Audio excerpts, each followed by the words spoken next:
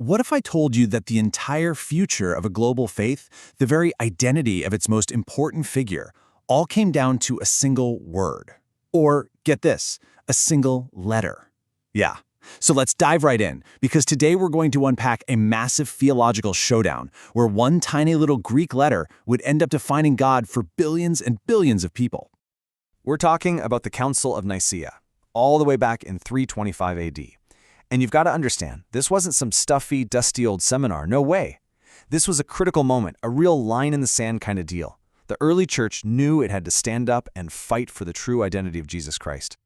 And let's be super clear here. This was an emergency, a real crisis meeting. Why? Because the very foundations of Christianity were being shaken from the inside, threatening to just shatter the whole thing. The question on the table was absolutely huge. Who exactly is Jesus?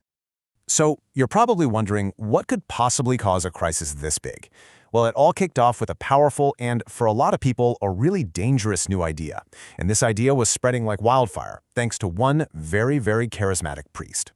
The man at the center of this whole storm was a popular priest from Alexandria, a guy named Arius.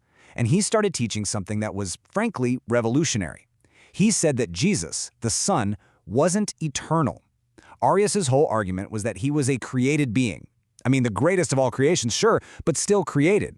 And what that really meant, the crucial part, was that the Son was not equal to the Father. Now you might be sitting there thinking, okay, that's some pretty deep theology, but why was it such a massive threat? Well, think of it like this. If Arius was right, the whole structure of Christian belief would just crumble. It's like a domino effect. The incarnation, God becoming human, it loses all meaning if Jesus isn't fully God. Salvation?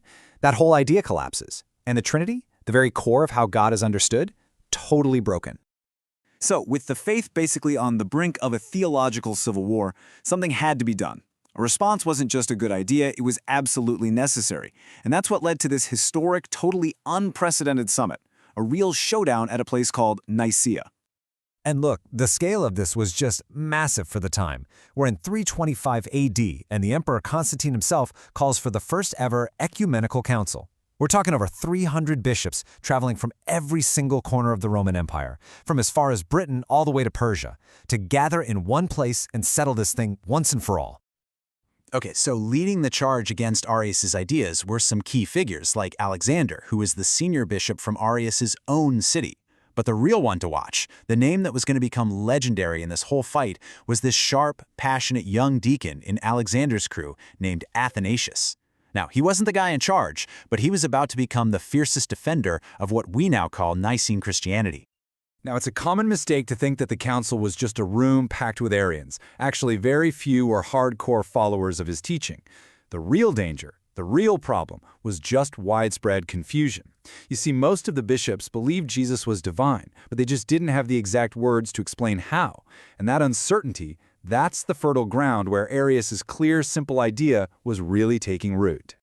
And this is where the entire massive conflict, this huge imperial council with hundreds of the most important church leaders, it all boils down to a single critical word. In fact, it's a battle over one tiny Greek letter, the iota. So just try to imagine you're in that room. The pressure is on. You have to answer this one fundamental question. How do you define the relationship between God the Father and God the Son with a single word? A perfect, undeniable word that will end all this debate for good. I mean, the stakes just could not be higher. And this right here just perfectly shows you the heart of the debate. Two Greek words were put on the table. The anti-Arius side was pushing for ὁμοούσιος, which means of the same substance. The other side, they preferred homoiousios, meaning of a similar substance. Just look at them. The only difference is that one little letter I, the iota, same or similar. That one letter was everything. It was the difference between Jesus being fully and equally God or being something less. So in the end, after a ton of intense debate, the council went with ὁμοούσιος. It was basically the theological knockout punch to Arianism. By declaring Jesus was of the same substance as the Father, they were making it crystal clear that the Son is truly God, that he's eternal, and he's equal to the Father. There was no ambiguity, no wiggle room left. This was the clarity the Church had been so desperately looking for. So the creed is written, the word is chosen, the faith is defined. Victory, right? Everyone goes home happy? Well, not exactly. See, the decision at Nicaea was a massive victory, for sure, but as you're about to find out, it was nowhere near the end of the war. But first, let's just take a second to appreciate that victory. This proclamation from the council became the absolute heart of the Nicene Creed. It's powerful, it's poetic, and it is so precise. Begotten, not made, consubstantial. That's our word, ὁμοούσιος, with the Father. Just a monumental declaration of faith. But almost as soon as the ink was dry on that paper, the political winds started to shift. And the fight, as it turned out, had really only just begun. I mean, for the next 50 plus years, this conflict just raged on. Pro-Arian emperors took power, and they tried to undo everything the council had decided. The bishops who defended the creed, guys like our hero Athanasius, they were hunted down and exiled, not once, but 5 different times.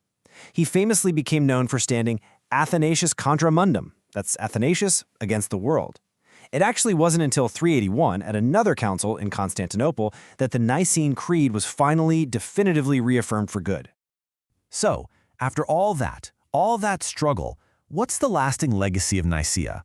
And more importantly, why on earth should a debate over a single Greek letter from like 1700 years ago still matter to any of us today? Well, the impact was absolutely profound. Nicaea defended the central Christian belief in the eternal divinity of Christ. It gave the church the exact words it needed to talk about the Trinity, and in doing that, it preserved the very heart of the gospel message. It also became this powerful lesson that even when things are super confusing, truth is something that can be and must be fought for. So, if we're boiling it all down, what are the big lessons here? 1. Real unity needs clarity, not just compromising on what you believe. 2. Precision matters. Words have incredible power. 3. Sometimes, the tiny space between truth and error is as small as a single letter.